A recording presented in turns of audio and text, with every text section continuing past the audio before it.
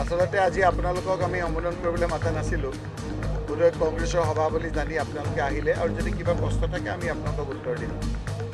আমাৰ এই সামগ্ৰী বিধানসভা সমষ্টিৰ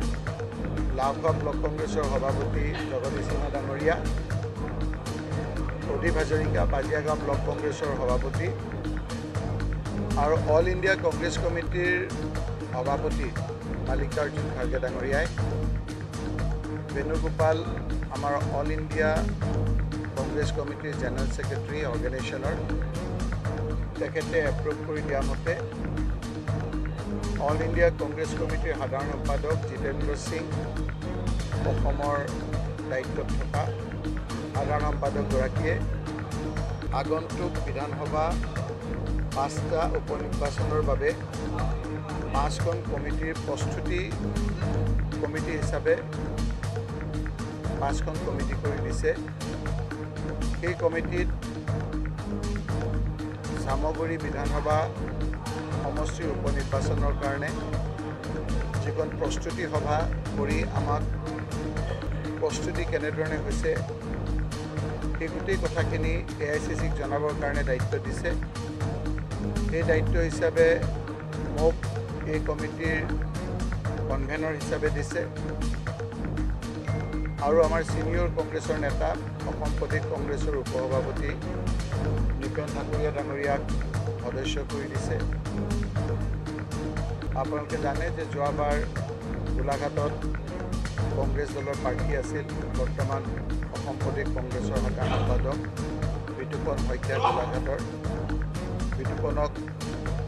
সদস্য হিচাপে দিছে নাছিৰ খান কংগ্ৰেছৰ বহু পুৰণা আমাৰ নেতা তেওঁক এজন সদস্য হিচাপে দিছে আৰু ৰেহানুদ্দিন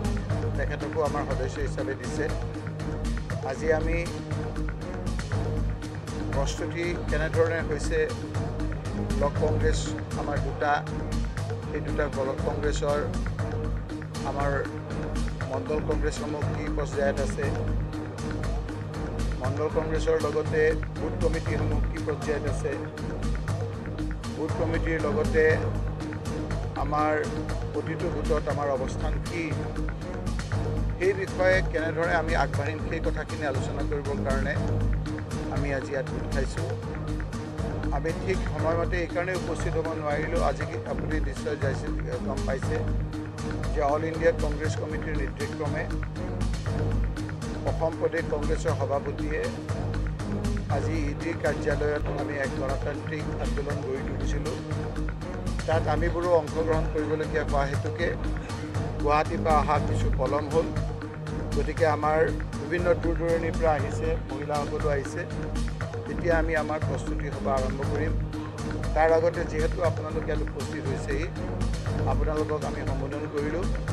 আৰু ইয়াৰ পিছত আমাৰ দলৰ বিভিন্ন পৰ্যায়ৰ সভা হ'ব বুথ কমিটিসমূহৰ তালিকাসমূহ কি পৰ্যায়ত আছে আমি আলোচনা কৰিম গতিকে দলৰ ভিতৰৰ কথা বতৰাবিলাক আমি ইয়াৰ পিছতে পাতিম এই ক্ষেত্ৰত যিহেতু আপোনালোক ইয়াত উপস্থিত হ'ল আপোনালোকৰ যদি কিবা ক'বলগীয়া থাকে সুধিবলগীয়া থাকে সেইখিনি আমি এতিয়া উত্তৰ দিম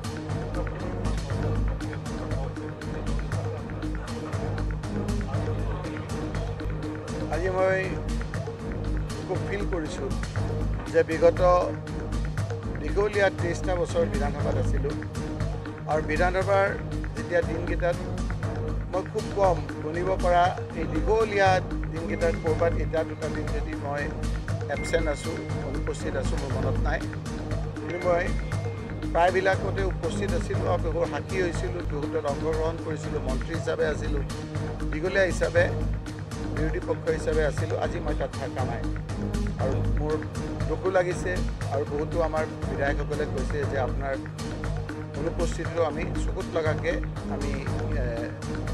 অনুভৱ কৰিছোঁ সেই কথাটোৱে তেওঁলোকে মোৰ প্ৰতি থকা ভাল ভাৱটো পৰিস্ফুট হৈছে আজি আমাৰ অসমৰ বিভিন্ন জ্বলন্ত সমস্যাবিলাক আছে মই বিধানসভাৰ ভিতৰত নাথাকিলেও বাহিৰত আমি কথাবিলাক গম পাইছোঁ যে চৰকাৰে জ্বলন্ত সমস্যাবিলাক আলোচনা কৰিব বিচৰা নাই আজি আমাৰ বিৰোধী দলপতি আৰু আমাৰ বিধায়কসকলে বিৰোধী পক্ষৰ বিধায়কসকলে কৈছিল যে বৰ্তমান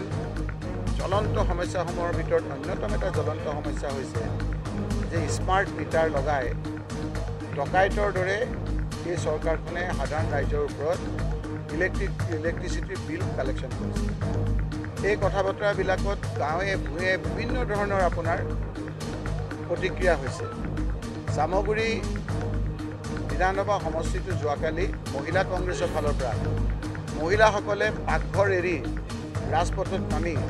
তাৰ প্ৰতিবাদ এইকাৰণে কৰিছে যে ঘৰবিলাক নচলা হৈছে